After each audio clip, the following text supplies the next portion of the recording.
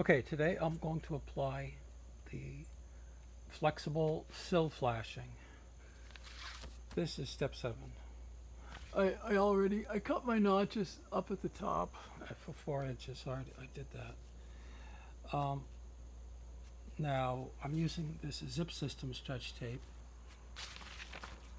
I tried cleaning this surface just to help it adhere. I used some paint thinner.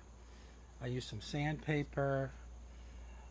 This wood here that I filled in was weathered, so that's kind of why I sanded it. Okay, it's as clean as I can get it now. My approach, this material does have the split release. I measured it and cut it. It's 48 inches plus 6 inches on either side. I measured up how high that's going to be.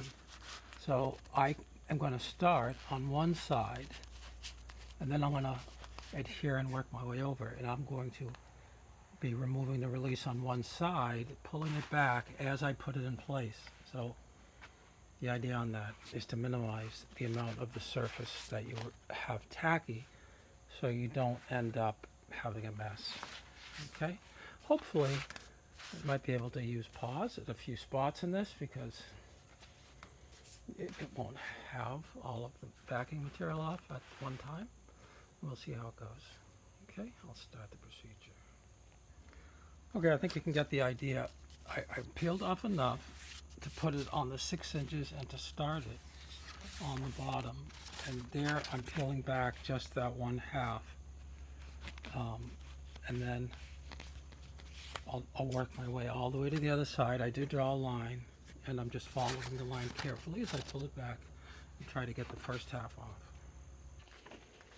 Okay, I applied it across. I did have a problem, and that was, as I was applying it, I began stretching it inadvertently because I haven't used this material before, and I ended up just pulling it too much, and then I have this wrinkle here. I'll have to deal with that. I might try cutting that so that it doesn't stick up that much. Now I'll try releasing the second half and pulling this half down. Okay, I've pulled off the material.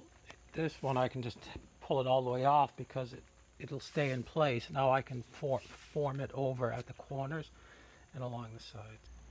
Okay, I finished forming the outer portion. I did have a few little issues. One was it's where it gets bunched up. Wrinkles is what you'd call it. And because the material is so sticky, it adheres to itself on that wrinkle. And once you get that wrinkle, you can't get it out. As I mentioned before, I ended up with a big wrinkle here. It was, I thought, just too much of a flap. Now, it may be that the door might have just went in right over it, no problem. I don't know. I cut it off since there was so much of an excess, and it still seems now to self-seal because the two pieces were adhered anyway. And my guess is the door would just go in, no problem. I did trim off little pieces off some of these other wrinkles. Anyway, probably not necessary.